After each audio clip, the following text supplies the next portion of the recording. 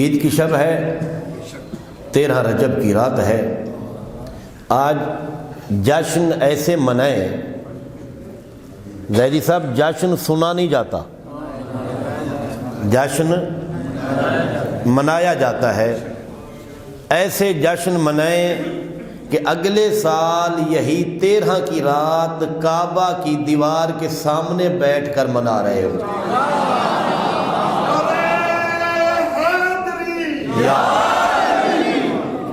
ہے پروگرام نا ایسے؟ ماشاءاللہ تھکے نہیں ہیں اور تھکنا بھی نہیں چاہیے۔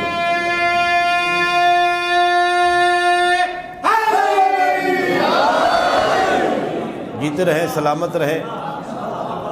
13 رجب کی رات ہے، یہ وہ رات ہے، تاریخی جملات کر رہا ہوں، خود مطالعہ کیا ہے اس جملے کا۔ یہ وہ رات ہے جس رات مکے کا ہر مشرک پریشان تھا، صرف ابو طالب خوش نظر آ رہے تھے۔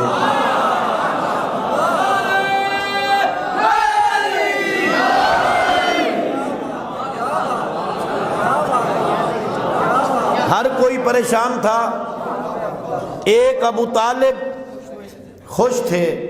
اور ان مشرکین نے چھوٹے چھوٹے خدا گھروں میں بنائے تھے اور بڑے خدا انہوں نے پہاڑوں پہ رکھے تھے۔ تاریخ پڑھیں، بڑے خدا پہاڑوں پہ، چھوٹے خدا گھروں میں۔ لوگ پوچھتے ہیں یہ پہاڑوں پہ دوڑ کے جاتے کیوں تھے؟ سمجھ آئیے؟ لوگ پوچھتے ہیں یہ پہاڑوں پہ جاتے کیوں تھے؟ اس لیے جاتے تھے کہ ان کے پاس پناہ ملتی تھی، پناہ لینے جاتے تھے۔ لیکن یہ وہ رات ہے جب گھروں میں گئے، گھر والے خدا بھی ٹوٹ کر گرے ہوئے تھے، اور پھر گھر سے پریشان نکلے، پہاڑوں پہ گئے۔ جب وہاں پہنچے تو کیا دیکھا؟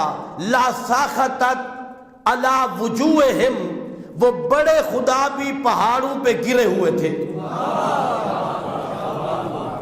وہ بڑے خدا بھی پہاڑوں پہ گرے ہوئے ہیں۔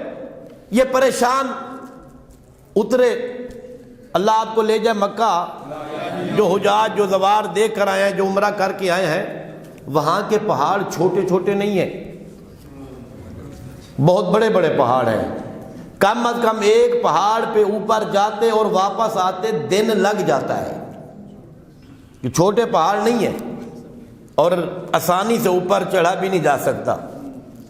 پتہ نہیں وہ کیسے لوگ تھے جو اتنی تیزی چڑھ جاتے تھے۔ بہرحال تو یہ جب صبح اترے، رات مکمل ہوئی، صبح اترے، 13 رجب، 30 عام الفیل اور جمعہ کی صبح تھی۔ 13 رجب، 30 عام الفیل، جمعہ کی صبح تھی۔ یہ جتنے بھی مشرک اترے، مکہ کے چوک پہ پہنچے، ان کی ملاقات حضرت ابو طالب سے ہوئی۔ اپنے آنکھوں سے اوپر دیکھ کے آ رہے ہیں، گھروں میں خدا ٹوٹ گئے ہیں، پہاڑ پہ رکھے ہوئے بت ٹوٹ گئے ہیں۔ صبح اترے، ان کی پہلی ملاقات حضرت ابو طالب سے ہوئی۔ یہ سارے پریشان تھے، ابو طالب خوش تھے کہ ابو طالب ہم نے ساری رات پریشانی میں گزار دی، تو خوش نظر آتا ہے، اس کی وجہ کیا ہے؟ ابو طالب نے مسکرا کے کہا تمہیں پریشان ہونا چاہیے، مجھے خوش ہونا چاہیے، اس لیے کہ تمہارے خداؤں کا قاتل میرا بیٹا علی کعبہ میں آ گیا ہے۔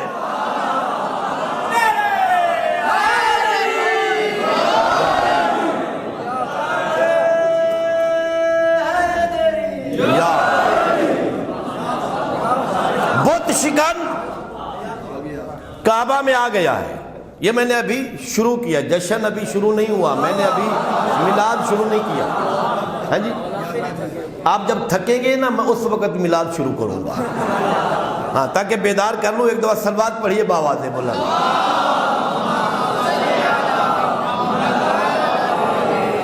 یہ آپ کے ذہن سے، اور میں اکثر مجالس میں جاتا ہوں یہ جملہ دہراتا ہوں کہ ہماری مجالس میں کافی اہل سنت بھی آتے ہیں، ہو سکتا ہے آج اس میلاد میں عاشقان علی اہل سنت بھی بیٹھے ہوں، ایک جملہ دونوں کے ذہن سے ایک اشتباہ دور کرنے کے لیے عرض کر رہا ہوں۔ یہ ہمارے بھائی اہل سنت مولا علی کا نام لکھتے ہیں یا زبان پہ لیتے ہیں تو ساتھ کیا کہتے ہیں؟ رضی اللہ، رضی اللہ۔ ہاں جی، ہم شیعہ جلدی ناراض ہو جاتے ہیں کہ یہ کیا کہہ دیا انہوں نے۔ میں کہا کرتا ہوں کہ اپنے شیعہ جوانوں سے، بچوں سے جلدی غصے میں نہ ہوا کریں۔ وہ کہتے ہیں نا رضی اللہ، وہ بالکل ٹھیک کہتے ہیں، ہمیں ناراض نہیں ہونا چاہیے۔ اور پھر اہل سنت عزیزوں سے کہتا ہوں کہ جب شیعہ مولا کا نام لیں اور ساتھ کیا کہتے ہیں؟ علیہ السلام، تمہیں بھی ناراض نہیں ہونا چاہیے، شیعہ بھی بالکل ٹھیک کہتے ہیں، شیعہ بھی بالکل ٹھیک کہتے ہیں۔ جذبات میں نہیں آنا چاہیے، غصہ نہیں کرنا چاہیے۔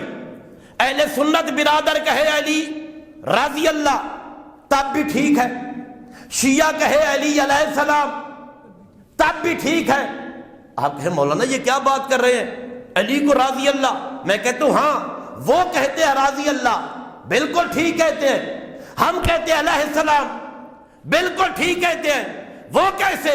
اس لیے کہ ہمارے بھائیوں نے علی کو لیا ہے تاریخ سے، اور مورخ نے علی کو لکھا ہے صحابہ میں۔ توجہ نہیں کر رہے، مورخ نے علی کو لکھا ہے صحابہ میں، انہوں نے علی کو لیا تاریخ سے، ان کا حق بنتا ہے کہ وہ علی کو رضی اللہ کہیں، اس لیے کہ انہوں نے علی کو لیا تاریخ سے۔